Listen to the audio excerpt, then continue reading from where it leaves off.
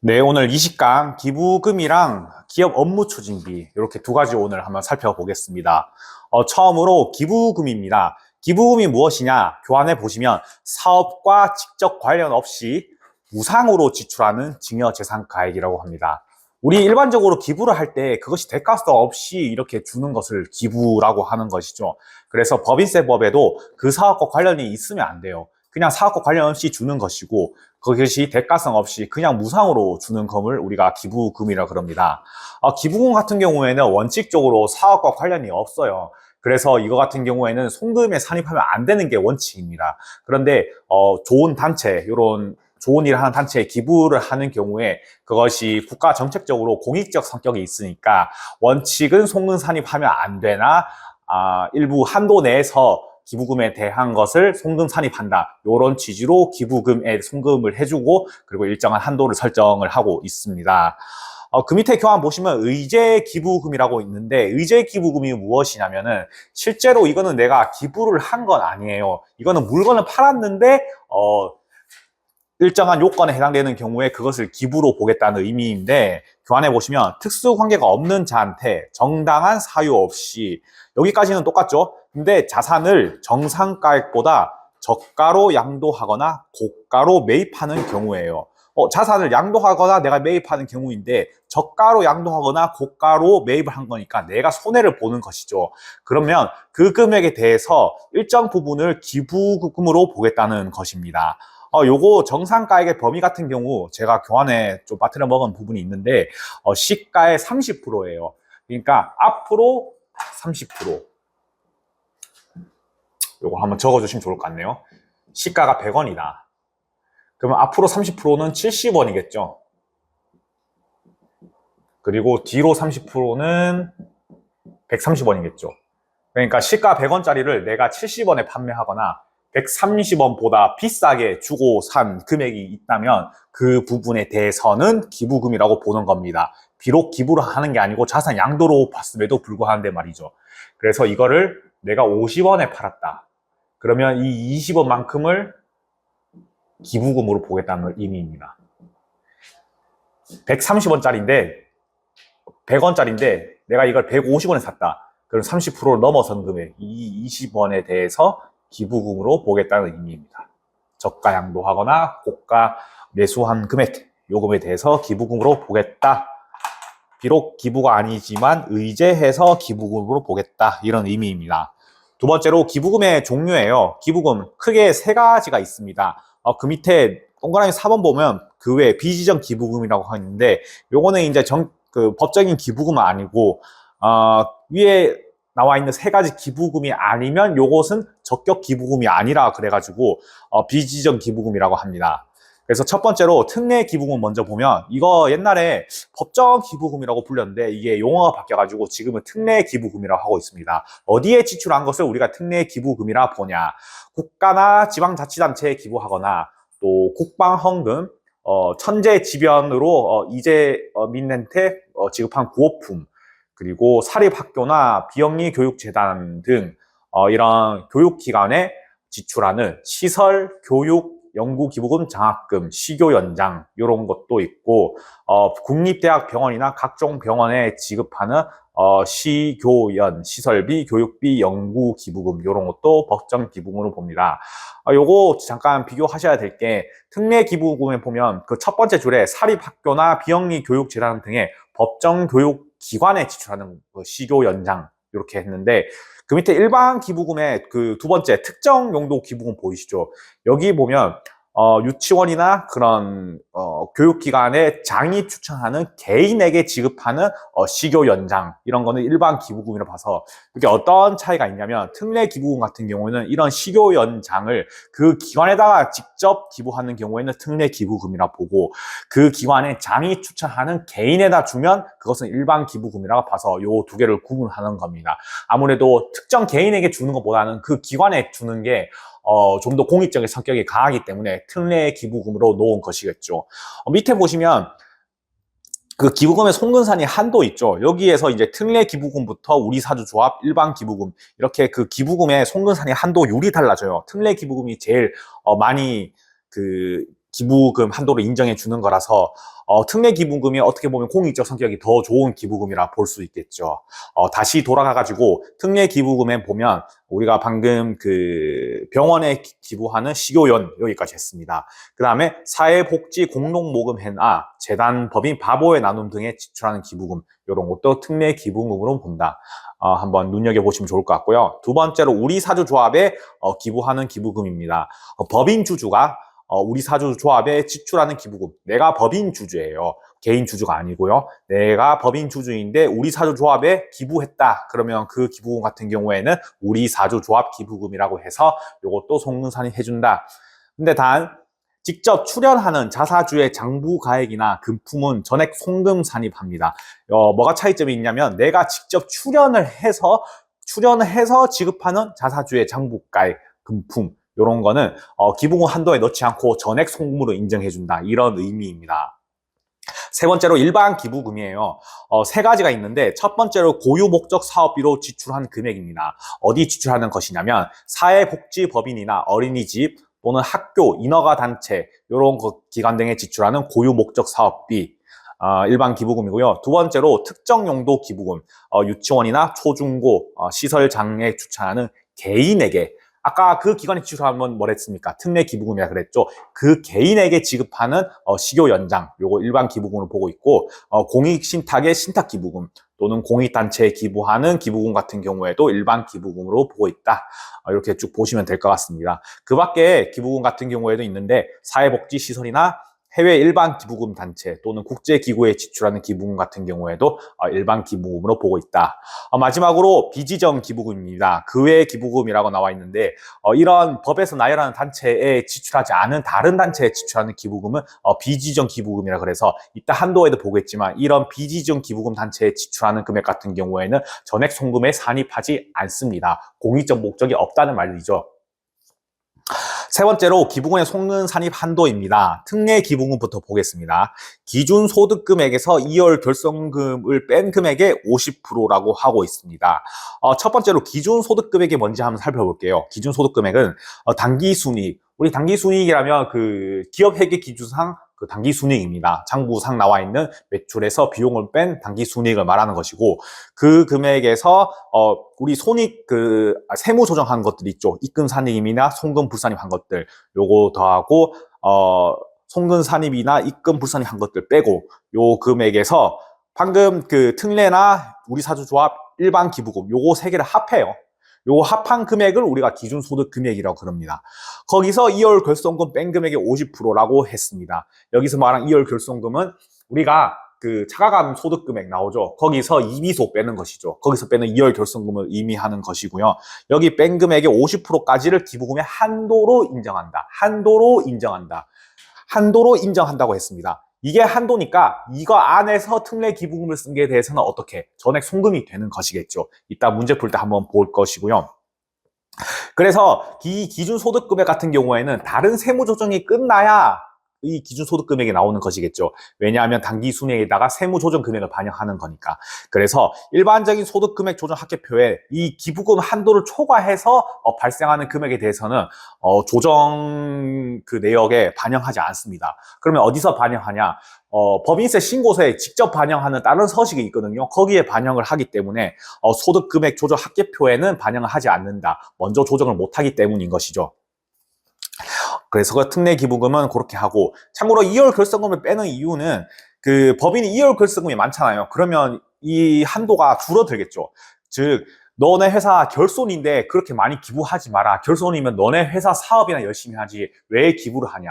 뭐 이런 취지로 2월 결손금을 빼는 것서 한도를 줄이고 있습니다. 그래서 1월 결손금이 많은 회사 같은 경우에는 그 기부금 한도를 줄여서 너네 기부금에 대한 그 제재를 강화시킬 테니까 너네 사업이나 열심히 해라. 뭐 이런 의미로 받아들이면 될 것 같습니다. 두 번째로 우리 사주 조합 기부금이에요. 우리 사주 조합 기부금 같은 경우에는 아까 말한 기준소득금액에서 2월 결손금 빼는 것, 요거는 특례 기부금이랑 똑같죠. 근데 여기서 특례 기부금 송금 산입한 것은 뺍니다. 그러니까 특례 기부금까지 송금산입한 것을 빼서 거기서 30%를 우리사조조합 기부금을 한도로 보고 있습니다. 일반 기부금도 비슷한 논리예요. 기준소득금액에서 2월 결손금 빼고 특례 기부금 빼고 우리사조조합 기부금 빼고 그 남은 금액에서 10%를 일반 기부금의 한도로 보고 있습니다. 참고로 사회적 기업 같은 경우에는 20%를 적용한다고 하네요. 그리고 비지정 기부금 같은 경우에는 아까 말씀드린 것처럼 전액 송금 불산입한다. 이렇게 보면 될 것 같습니다. 네 번째로 현물 기부금 평가입니다. 우리 기부금 같은 경우에는 돈으로 줄 수도 있는데 물건으로 줄 수도 있어요. 그렇게 물건으로 준 거를 현물 기부금이라고 하는데요. 요거는 어떻게 금액을 평가할 것이냐. 만약에 준 기관이 특례 기부금 기관이거나 일반 기부금 기관으로서 특수관계인을 제외한 일반 기부금 기관이다. 그렇다면 장부가액을 기부가액으로 보고 있습니다. 그런데 그 대상이 특수관계인인 일반 기부금 단체이거나 아니면 비지정 기부금인 경우에는 시가와 장부가액 중 큰 금액을 기부금으로 보고 있습니다. 알아두시면 좋을 것 같고요. 다섯 번째로 기부금의 기속 시기입니다. 기부금은 실제 지출한 날이 속하는 사업연도를 기속 시기로 봐서 우리는 이걸 네 글자로 현금주의라고 합니다.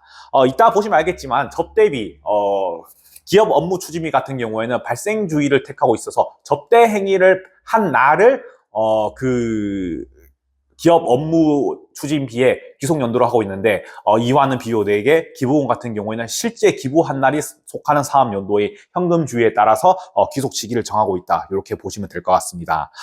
참고로 현물 같은 경우에는 현물 증정일, 수표는 수표 교부일, 직접 준 날이죠. 이때를 기속 시기로 보면 될 것 같습니다. 여섯 번째로 기부금 한도 초과액의 2월 공제입니다.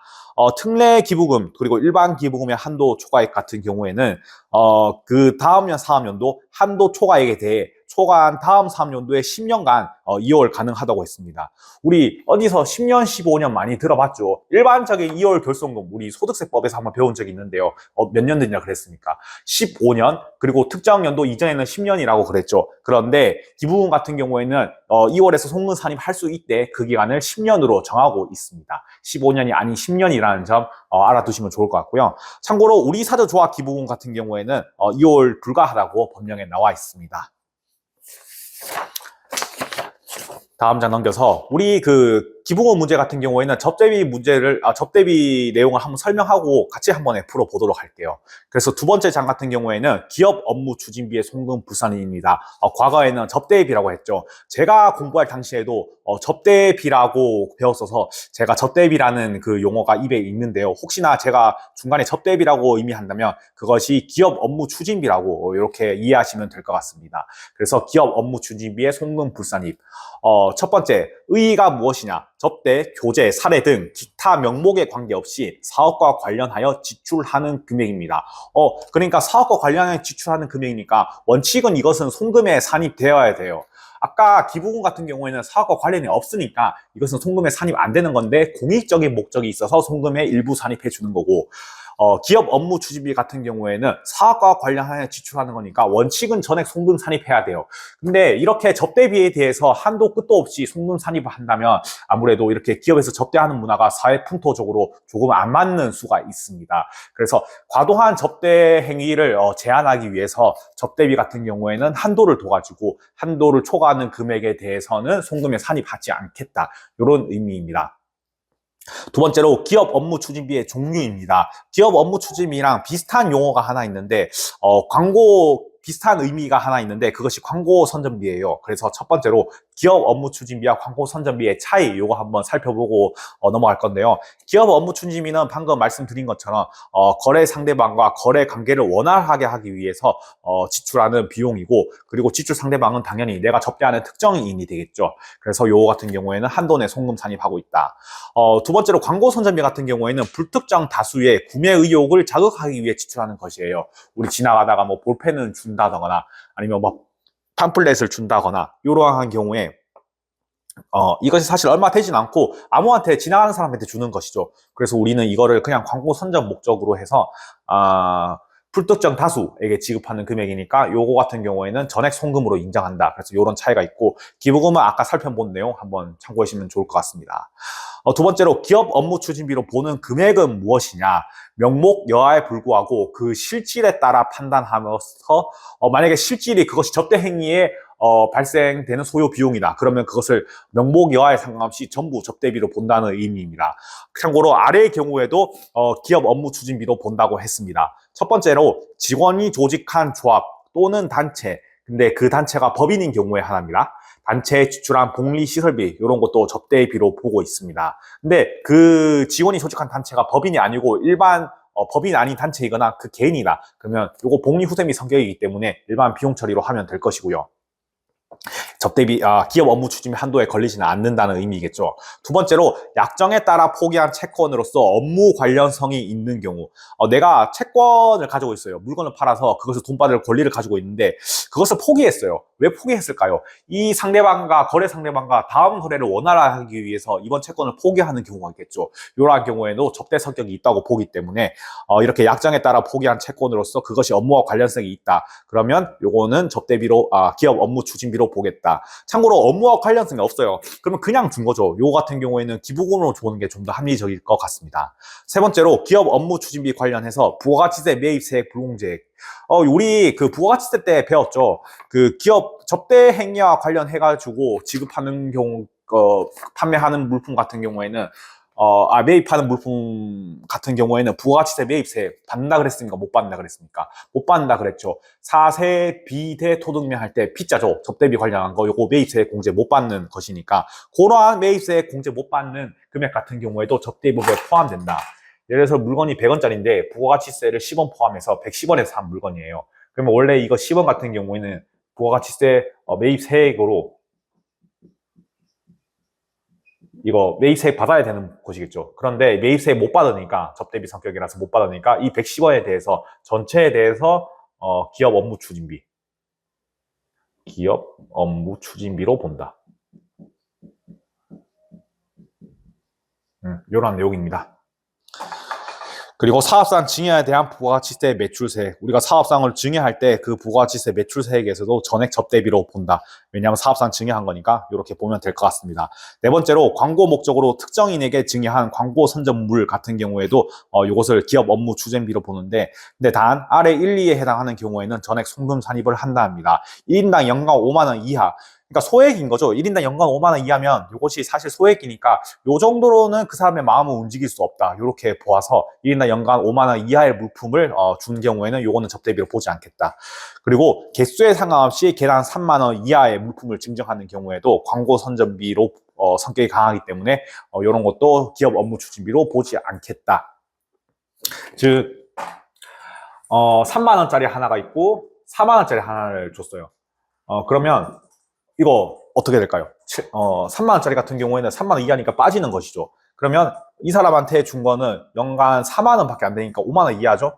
그러니까 이 사람한테 준 기업 업무 추진비는 없게 되는 겁니다. 그러니까 전에 비용 처리를 하면 된다는 의미인 거죠. 그리고 그 밑에 보면 기업 업무 추진비 송금산입 한도 구하는 거 한번 살펴보겠습니다.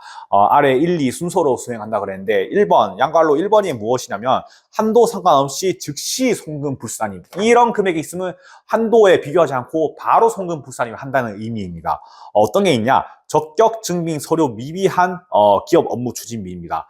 최소한 네가 접대 행위 했으면 요거 접대 비용으로 접대 행위를 했으면 요거 같은 경우에는 그런 증빙을 갖춰놔야 네가 접대비로 인정을 하겠다. 이런 의미입니다. 만약에 접대 행위와 관련된 비용이 정확히 확인되는데 그것이 적격 증빙 서류가 없다. 그러면 이거는 전액 송금 불산입 하겠다는 의미인 거죠. 적격 증빙 서류를 하면 참고로 그 네모박스 밑에 별표로 된 거 보시면 신용카드 매출 전표 또는 체크카드 영수증, 현금 영수증, 세금 계산서 뭐 이런 것들이 있는데 우리 일반적으로 그 부가가치세법에서 말하는 그런 적격 증빙 서류랑 비슷한 개념인 거죠. 거의 동일하다 보셔도 될 것 같습니다. 근데 단 아래 어느 하나의 경우에는 적격 증빙 서류가 없어도 송금 산입 가능하다고 했습니다. 요거 이제 어쩔 수 없는 금액이거나 아니면 소액의 금액인데요. 첫 번째로 건당 3만 원 이하의 기업 업무 추진비. 건당 3만 원 이하니까 요거는 이제 금액에 상관없이 너무 소액이어서 기업 업무 추진비로 기업 업무 추진비로 보는데 요거는 이제 증빙이 없어도 기업 업무 추진비로 보겠다. 이러한 내용이고 참고로 경조사비는 20만 원 이하의 뭐 어떤 경조 그런 카드 이런 것은 같이 사실 적격 증빙 서류가 아니죠. 그런데 우리 장례식장이나 어떤 결혼식장에서 세운계약서를 받고 그렇게 할 수는 없는 거잖아요. 그래서 그런 경조사 카드나 증빙만 있으면 그것이 적격 증빙 서류가 아니라도 20만 원 이하의 금액에 대해서 이것을 기업 업무 추진비로 보겠다. 적격 증빙 서류가 없어도 이런 내용이고요. 두 번째로 법인이 생산한 제품 등으로 접대한 기업 업무 추진비. 우리 법인이 생산한 제품 가지고 접대를 하는 거니까 이때 뭐 우리 간주 공급이랑 비슷하죠. 그때 세운계약서 발급 못하는 것처럼 이러한 경우에도 적격 증빙이 없어도 이것을 기업 업무 추진 비용으로 보겠다. 송근사립을 하겠다. 이런 의미이고, 세 번째로 이것도 비슷한 느낌인데 지출 사실이 객관적으로 명백하거나 적격 증빙 서류 구비가 어려운 경우, 예를 들어서 구개 장소에서 물건을 사서 그거 가지고 그 접대 행위를 했는데, 이러한 경우에는 사실 좀 일부 그런 개발도상국이나 그런 좀 이런 전자적 시스템이 잘 발달 안 하는 나라에서는 우리나라처럼 이렇게 카드나 또 세액예안서 이런 걸 못 받는 수가 있죠. 그러한 경우에는 그런 나라에서 산 것이 입증만 사실 된다면 적격 증빙 서류가 없어도 그 물건에 대해서 접대비로 인정해주겠다, 이런 의미입니다. 두 번째로 법인을 제외한 농업인에게 직접 재화를 공급하는 경우로서 대가를 금융회사를 통해 지급한 사실이 확인되는 경우, 우리 농업인 같은 경우에 쌀을 사가지고 그런 쌀을 다른 우리 거래처에 접대를 할 수 있겠죠. 뭐 그런 경우가 잘 없지만은 그러한 경우에 그 쌀을 산 때 그 판 농업인이 법인이 아니어야 돼요. 법인 같은 경우에 당연히 세액계약서를 끊어주는 게 일반적이겠죠. 근데 그런 법인이 아닌 농업인 같은 경우에는 계약서나 이런 걸 끊기가 사실 어렵기 때문에 그런 개인인 농업인으로부터 직접 쌀 같은 걸 받아가지고 다른 거래처에 그런 접대 행위로 공급했는데, 이때 그 농업인에게 뭐 어떤 계좌로 싸줬다는 그런 이체 내역증 같은 게 있으면 이러한 경우에는 설령 적격 증빙 서류가 없더라도 그런 쌀 같은 물품에 대해서 접대비를 인정해 주겠다, 이런 의미입니다. 두 번째로 한도 초과액. 이제 한도 초과액의 송금불사님을 구하려면 먼저 한도를 구해야 되겠죠. 방금 우리가 위에 본 것은 이제 그 적격 증빙 서류가 없는 거에 대한 직부인, 그러니까 전체에 대해서 즉시 송금 불산입을 하겠다, 이런 의미인 거고, 두 번째는 우리가 한도를 넘어선 금액에 대해서 송금 불산입 하겠다는 의미입니다. 그래서 요거 첫 번째로 보시면 우리가 일반 한도랑 그 특별 한도가 있습니다. 그래서 일반 한도, 특별 한도, 요걸 두 개를 더 해요. 일반, 특별. 그래서 요걸 두 개 합한 금액을 넘어섰다. 그러면 넘어선 금액에 대해서는 송금 불산입. 그리고 참고로 접대비 같은 경우에는 그 기속 원천을 한도 초과액 같은 경우 일일이 다 확인하기가 힘들어요. 어디서 한도 초과됐는지. 그렇기 때문에 무조건 기타 사회 유출로 합니다. 한도 초과액의 금액이 말이죠. 그리고 그 밑에 금액에 대해서는 전액 접대비로 비용 처리 오케이, 이렇게 해주겠다는 의미입니다. 그래서 일반 한도 같은 경우에는 1,200만 원이에요.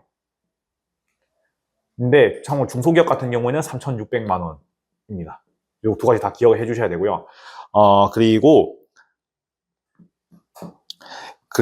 그 회사의 수익 금액에 따라서 좀 더 한도를 늘려줍니다. 아무래도 규모가 큰 회사 같은 경우에는 수익 금액이 크기 때문에 접대 행위가 좀 더 많이 발생할 수 있겠죠. 그래서 그 회사의 수익 규모에 따라 가지고 접대비를 좀 더 늘려주는데, 어떻게 늘려주냐?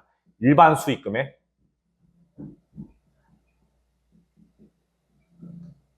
곱하기 적용률 더하기 특수 관계 거래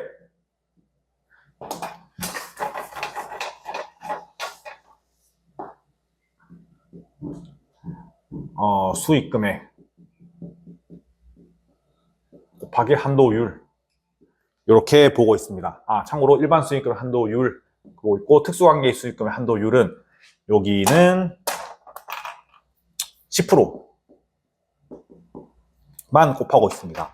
특수관계인과의 그 거래에서 발생한 수익 금액 같은 경우에는 우리가 좀 더 제재를 가하기 위해 가지고 한도율을 일반 수익 금액보다 10%로 이렇게 밖에 적용을 하지 않게 하고 있어요. 그래서 일반 수익 금액이 이제 특수관계 외에 자의 거래 금액이 있죠.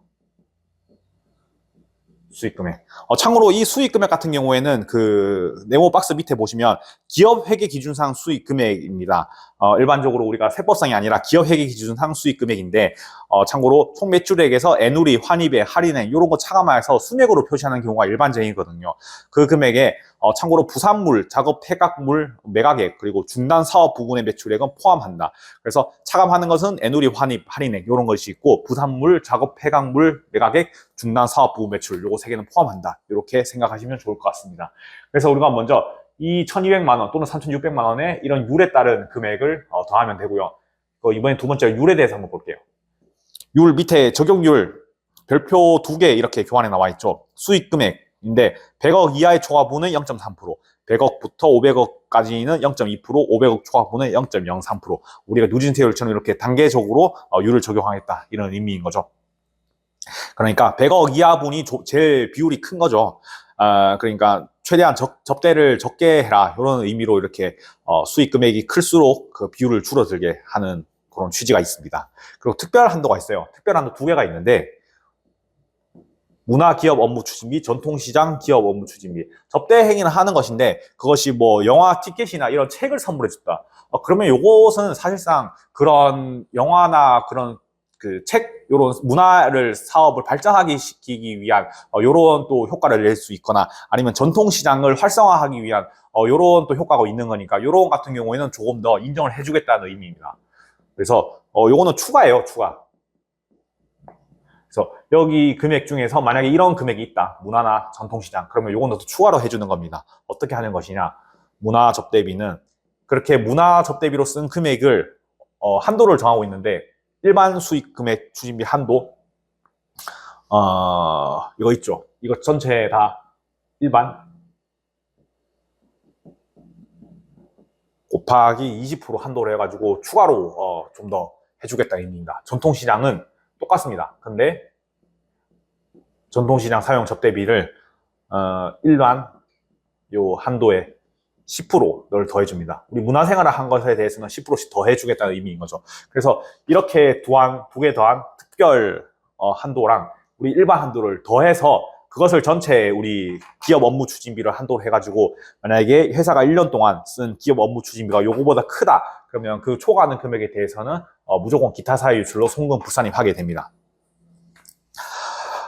그래서 그렇게 보시면 될 것 같고, 이제 네 번째 현물 기업 업무 추진비 평가 보겠습니다. 아까 우리가 현물 기부금처럼 현물로 기업 업무 추진비를 이렇게 지급하게 되는 경우가 있을 수도 있는데, 이때는 시가와 장부가액 중 큰 금액을 기업 업무 추진비로 본다, 이렇게 보고 있습니다. 아까 그 기부금 같은 경우에는 특정 그 특례 기부금, 요런 집단에 기부한 금액 같은 경우 여기서 장부가액으로 본다 그랬는데, 기업 업무 추진비 같은 경우에는 무조건 하나의 규정만 있어요. 시가와 장부가액 중 큰 금액을 현물 기업 업무 추진비의 그 금액으로 본다, 이렇게 보면 될 것 같습니다.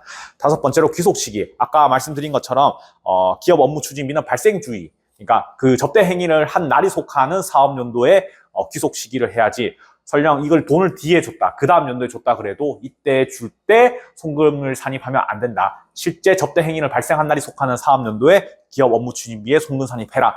기부금 같은 경우에는 실제 그 돈을 준 날, 반대인 거죠. 그 돈을 준 날이 속하는 사업연도에 귀속 연도를 시켜라, 귀속을 시켜라, 이런 의미로 되겠습니다. 그래서 오늘 접대비와 기업 업무 추진비, 기부금과 기업 업무 추진비 이렇게 두 개 살펴봤고, 한번 문제를 풀어볼게요. 198페이지 문제 1번. 다음에 기부금 중 그 성격이 다른 하나는, 정답은 동그라미 2번인데요. 의료법인의 고유목적 사업비. 우리 고유목적 사업비 뭐라 그랬습니까? 일반 기부금이라 그랬죠. 그래서 요거 빼고 나머지 1, 3, 4번 같은 경우에는 그 특례 기부금 속해서 그 성격이 다른 것은 2번이 되겠습니다. 문제 3번. 주 용산의 연도별 법인세법상 일반 기부금 세무조정 내역은 다음과 같습니다. 24년과 25년의 세무조정으로 옳은 것은, 요거 일단 24년도 같은 경우에 우리가 기부금 지출액 얼마입니까? 1,600만 원이죠. 근데 한도가 600만 원입니다. 그러면 한도를 초과한 1,000만 원에 대해서 송금 산입하면 안 되겠죠. 그리고 25년도에 보겠습니다. 25년도 같은 경우에는 우리가 기부금 지출에 3천만 원 했네요. 근데 한도가 3,700만 원이에요. 그러면 우리가 요거 그 감가상각비에 배운 것과 비슷하게 만약에 올해 그 부인액이 있다. 그러면 이거 2월 한 것을 우리가 10년 동안 받을 수 있습니다. 그래서 근데 이거 받을 때 그 주의해야 될 게 일단 전년도에 쓴 기부금을 먼저 송금 산입을 하는 거예요. 전년도에 쓴 거 1,000만 원을. 그리고 단기에 쓴 그 단기에 이렇게 보지 말고 어떻게 볼까요? 1,000만 원을 단기에 포함을 시킵니다. 그러면 우리 세퍼스 한도는 3,700만 원인데 그러면 300만 원이 사실 초과 된 거죠. 전년도 걸 그 송금 불산입 된 거 합치면. 그러면 일단 어떻게 세무 조정하냐면은 전년에 송금 불산입 한 거를 올해 송금 산입을 시켜요. 2월 기부금 한도 초과에 그리고 뭐 기타 사회 유출 이렇게 되겠죠. 그리고 단기에 그 어떻게 됩니까? 300만 원 초과 된 거죠. 그러면 그 300만 원 같은 경우에는 송금 불산입을 합니다. 단기 기부금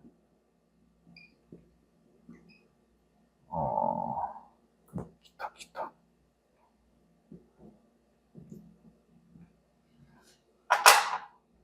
이렇게 됩니다. 왜 그러냐면 우리 기부금 같은 경우에는 그 2월 할 수 있는 날이 10년간 정해져 있죠. 그러니까 과거 걸 먼저 써야만 그것이 납세자한테 유리한 거라서 법에서도 납세자한테 유리하게 하기 위해 가지고 전년에 먼저 쓴 거에 대해서 먼저 송금산입 시켜주고 단기에 그 혹시 한도 초과 혜택이 있으면 이거를 2월 하라는 의미입니다. 그러면 이제 정기에 있는 거 다 썼으니까 정기부터 10년이랑 단기부터 10년이랑 하면 정기에 쓴 거는 이제 다 없어지고 단기부터 10년을 한 것이 좀 더 그 유효기간을 길게 하는 효과가 있는 것이겠죠. 그래서 정기에 혹시 송금 불산입 된 금액이 있으면 그것은 단기에 기부금에 산입해서 송금을 산입할 수 있는 금액이 있으면 먼저 송금 산입해주고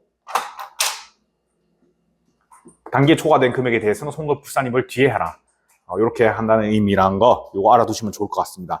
하여튼 그래서 정답은 1번이 되겠습니다. 24년도에는 1,000만 원 송금 불산입, 25년도에는 1,000만 원 송금 산입하고 300만 원 송금 불산입 이렇게 되겠죠. 문제 5번. 다음 중 법인세법상 기부금에 관한 설명 중 옳지 않은 것은? 정답은 1번인데요. 현물로 기부한 자산의 평가는 특례 기부금과 특수관계인이 아닌 자에게 기부한 일반 기부금. 우리 이거 어떻게 갈았습니까? 금액은 장부가액을 평가하고 나머지는 시가로 평가한다. 잠시만요. 특례 기부금과 특수관계인이 아닌 자에게 기부한 일반 기부금은 장부가액으로 평가하고 나머지는 시가로 평가한다. 자산의 평가는 특례 기부금과 특수관계인에게 아닌 자에게 기부한 일반 기부금은 장부가액으로 평가하고 나머지 시가 아니죠. 장부가액을 평가하고 나머지는 시가와 장부가액 중 큰 금액으로 평가하는 것이죠. 그래서 장부가를 평가하고 나머지는 시가로 평가한다. 나머지는 시가로 평가한다. 요게 잘못됐네요. 시가와 장부가액 중 큰 금액으로 평가한다. 그래서 틀린 것은 1번이 되겠습니다. 문제 7번. 다음 중 법인세법상 기부금에 대한 설명 중 옳지 않은 것은? 정답은 동그라미 3번인데요. 신용협동조합이 지출하는 기부금은 일반 기부금이 아니라 비지정 기부금입니다.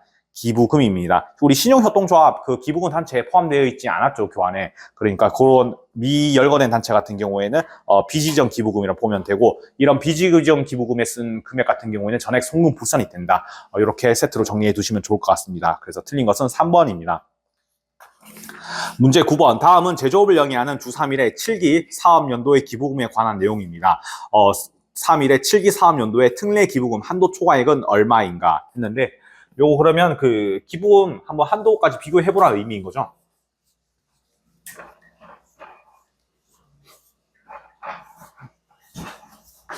한번 문제 보겠습니다. 그럼 회사가 얼마 계상인지 한번 봐야 되겠죠. 회사 일단 특례 기부금 얼마 썼습니까? 8천만 원 썼네요. 8천만 원. 8천만 원이고 우리 세법상 그 한도 어떻게 했습니까? 일단 그 어떻게 비교하냐면 기준소득금액 먼저 구해서 2월 결손금 빼야 되겠죠. 그리고 여기에 50%가 우리가 그 특례 기부금 한도라 그랬죠. 그리고 우리가 먼저 기준소득금액 먼저 구해야 될 것입니다. 기준소득금액 어떻게 구하냐? 당기순이익 1억, 그리고 우리 뭐 세무조정한 거 반영해야 되겠죠. 세무조정한 거 어떻게 됩니까? 입금 산입, 송금 불산입액 1,300만 원 있고, 우리 송금 산입, 입금 불산입액은 없네요. 이렇게 하고, 그리고 여기다가 이제 기부금 3형제 다 더해야죠. 특례 기부금 8천만 원, 일반 기부금 1,200만 원, 우리사료 조합 기부금은 없네요. 그러면 이렇게 더해서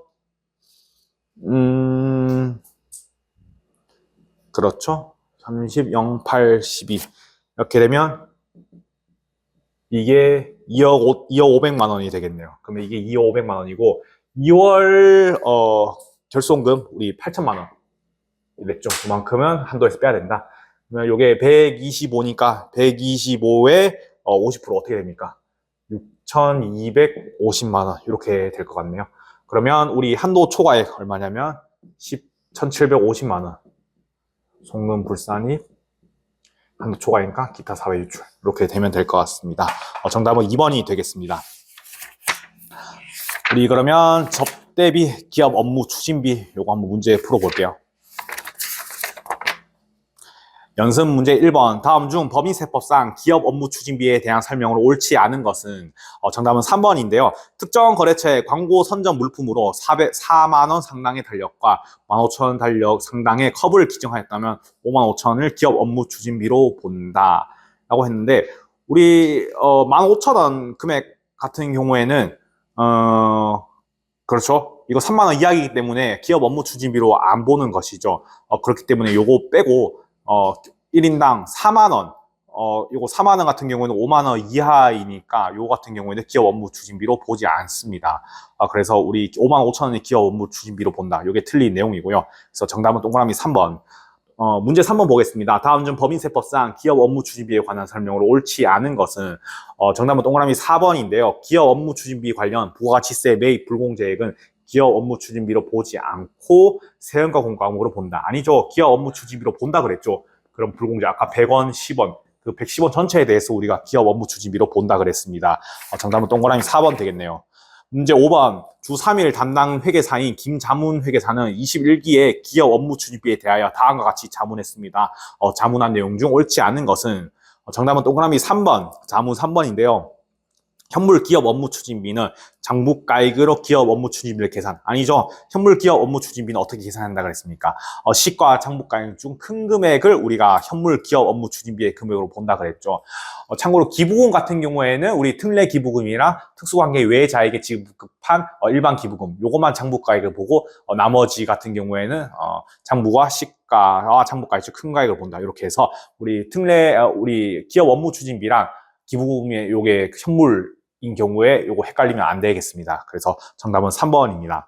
문제 7번. 다음 중 법인세법상 기업 업무 추진비에 관한 설명으로 옳지 않은 것은 정답은 동그라미 1번인데요. 법인이 생산한 제품 등으로 접대한 기업 업무 추진비도 건당 3만 원을 초과하는 경우에는 적격 증빙 서류를 수취하지 않으면 송금 불산입한다. 아니죠. 우리 이거 부가가치세 간주 공급이랑 비슷하다 그랬죠. 우리 기업이 만든 제품을 공급하면 요거 같은 경우에 세금계산서 발행 안 해도 되는 것처럼 법인이 직접 생산한 제품 같은 경우에는 건당 3만 원을 초과해도 적격 증빙 서류 없어도 된다 그랬습니다. 그래서 틀린 것은 동그라미 1번 되겠습니다. 마지막 문제 9번. 다음 중 기부금의 기속 시기에 관한 설명으로 옳지 않은 것은 정답은 동그라미 3번인데요. 우리 현물 기부한 경우에는 외상대금 변제일이 아니라 현물 기부일을 기부금의 그 귀속 시기로 본다 그랬습니다. 그래서 틀린 거는 동그라미 3번입니다. 우리 여기까지 보고 다음 시간부터 지급 이자의 송금 불산입부터 한번 살펴보겠습니다. 수고하셨습니다.